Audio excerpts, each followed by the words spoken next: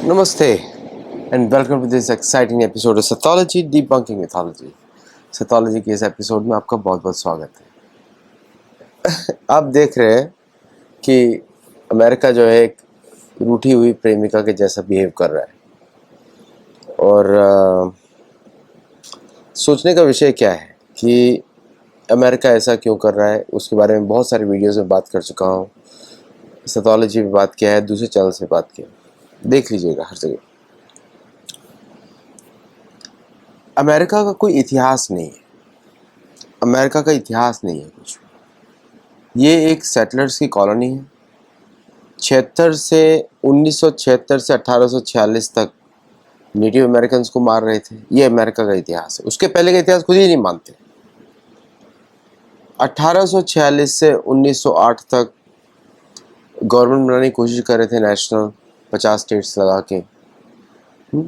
तब तक अलास्का भी आ चुका था। इतनी ज़मीन मिलने के बाद इनको पता नहीं क्या करें।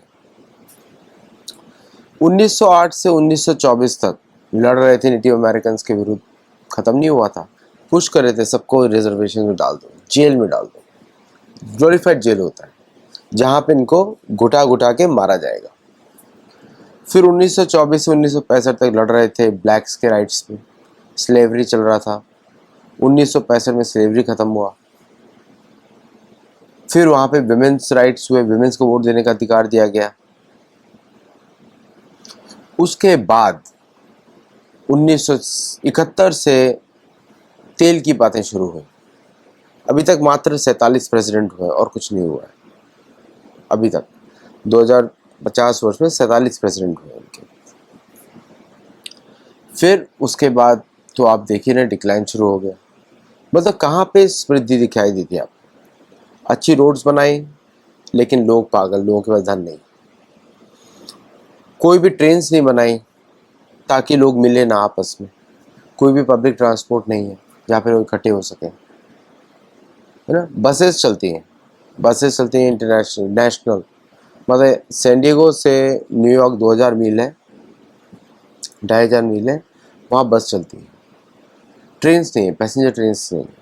पैसेंजर ट्रेन्स ऐसी है कि आप बैठेंगे तो एक हफ्ते के बाद न्यूयॉर्क पहुँचेंगे। तो कोई यूज़ ही नहीं करता, प्लेन से यूज़ करते हैं।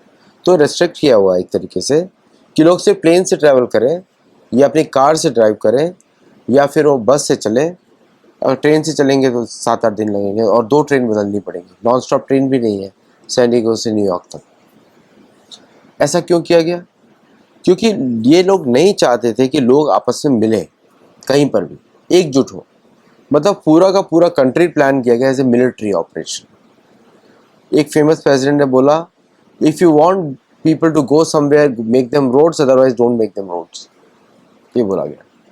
और सारा कंसंट्रेशन रखा गया फोर्ट्स में, पुराने फोर्ट्स में, सिटीज़ में। सिटीज़ ही फोर्ट्स बने बाद में, फोर्ट्स ही सिटीज़ बने। न्यूयॉर्क, फिर आपका लॉस एंजलिस, अर्बन सेंटर्स बनाए गए जहाँ पे ट्रेड होगा। रूरल को बिल्कुल टच नहीं किया गया क्योंकि वो वहाँ पे उनको कम लोग रखने थे।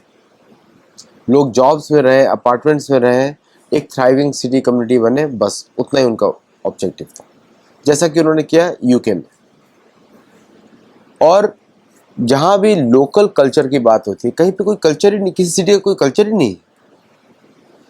उनका सिटी का खुद का कोई कल्चर नहीं है। तो कल्चर क्या बन जाता है? पॉप कल्चर, जो हॉलीवुड में चलता है या फिर जो वो लोग प्रमोट करना चाहते हैं उसमें चलता है। That is a culture. कोई ऐसा नहीं कि वहाँ पे कोई मिडिवल डांसेस हो या कुछ नहीं, कोई कनेक्शन नहीं, क्योंकि इसका कोई इतिहास ही नहीं बना के रखा गया। 15वीं शताब्दी का, 14वीं शताब्दी का, 13वीं शताब्दी का कोई इतिहास नहीं रखा, कोई डॉक्यूमेंटेशन ही नहीं, कुछ नहीं। जंगल है, मतलब बिना, before Europeans there was nothing here. Perfect colony. मतलब कि ऑफिस में जब यूएस गवर्नमेंट में सिटीजनशिप दिया नेटिव अमेरिकन को, तो कंडीशन डाल दी कितना % ब्लड होगा तुम्हारे ब्लड में। तो इस तरह ये देश बना है। इसकी समानता ढूंढना या इसको भारत से कंपेयर करना या चीन से कंपेयर करना, it will be very much, जो है वो आप एक कॉरपोरेशन के साथ डील कर रहे हो। वो हर डिसीजन क्विकली लेता है, फॉर्म, और उसके हीरोज ही नहीं है कोई, उसके कोई हीरोज ही नहीं है। मतलब एक दो पोइट्स मुझे अच्छे लगते हैं यहाँ पे, बट दो तीन वो सब पोइट्स का कोई, और उनका भी इतिहास भारत से कनेक्टेड है,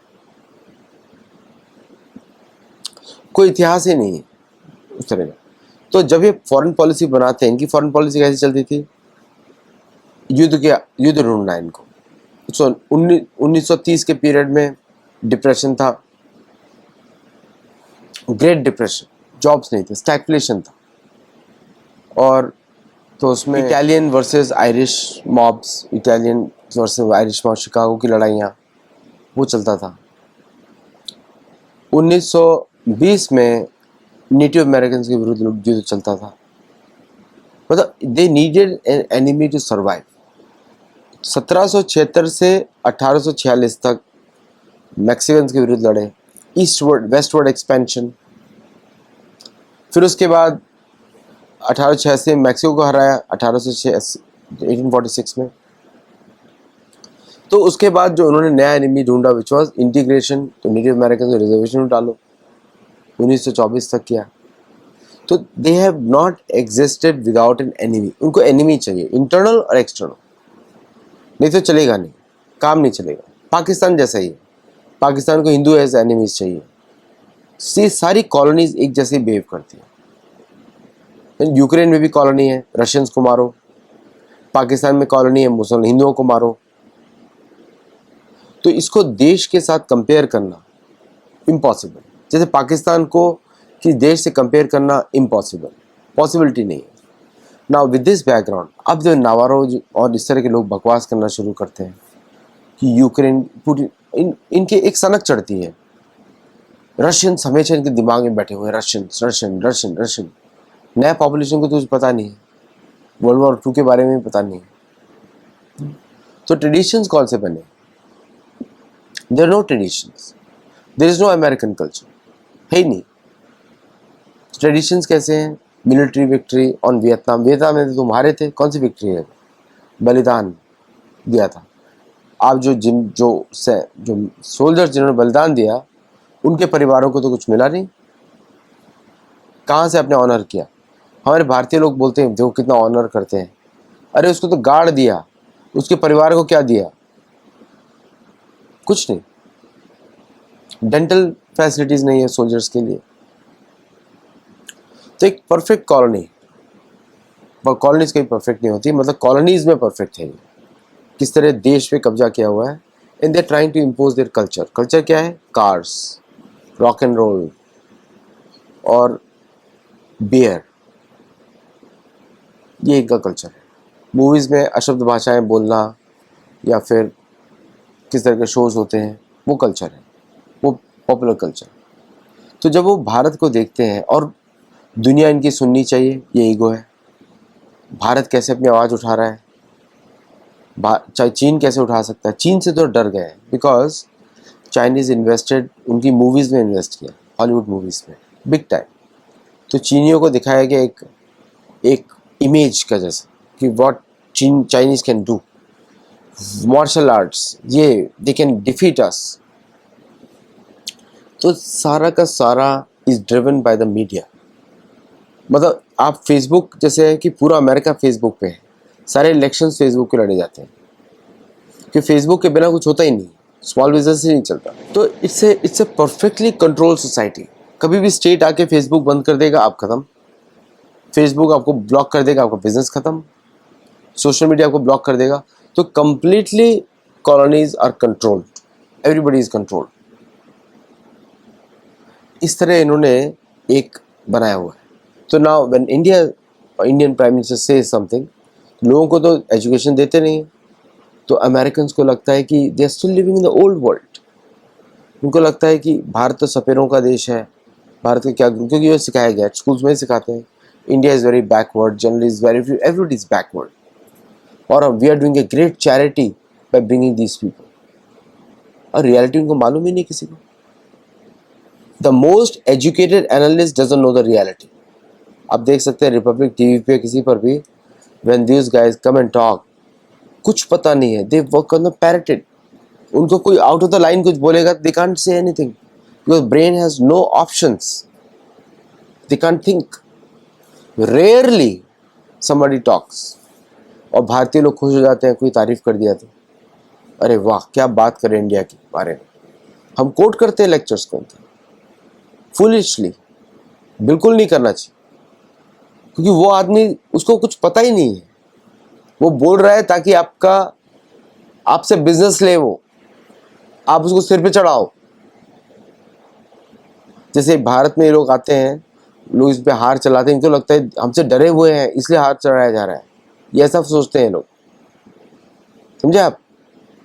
तो उल्टा कम आएंगे ये। मैक्सिको में कोई इनको हार नहीं चढ़ाता, और ज़्यादा जाते हैं, बिकॉज वहाँ पे इनको उल्टी सीधी हरकतें करने को भी मिलता है वहाँ की लड़कियों के साथ और कुछ भी, इसलिए जाते हैं ज़्यादा।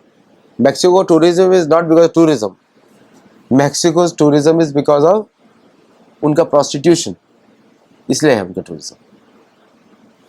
तो कंपेयर नहीं करना चाहिए कि मैक्सिको में ज़्यादा लोग हैं, कोई इसमें कोई कैंकून देखने नहीं जा रहा है। जैसे हम लोग जाते हैं उशमाल, कैंकून, अपने योग के चीज़ें ढूंढने के लिए कि how we can connect over there, पूरा ये वैसे नहीं जाते हैं। तो इसलिए इनका मैक्सिको एक अच्छा एलाय है, या मतलब एक सबऑर्डिनेट नेशन। लेकिन भारत के विरुद्ध अब जब भारत ने इनको खड़े हुए हैं, तो Modi, because they target individuals, they don't target the nation. उनको पता नहीं कि बहुत सारे मोदी हैं, बोलते एक जो लीडर है उसको मारो पहले, that's why they are after Modi. एक लीडर उसको मारो। तो Peter Navarro, Scott Bessent, JD Vance, ये सब पड़े हुए हैं मोदी जी के पीछे हाथ धो के। उनको मालूम है कि मोदी जी हट गए तो मैं बाकी लोगों को कंट्रोल कर लूंगा, ऐसे काम करते हैं लोग, है ना। और वो टीम ही ऐसी बनी हुई है कि उन्होंने ऑलरेडी प्लान बनाया हुआ है।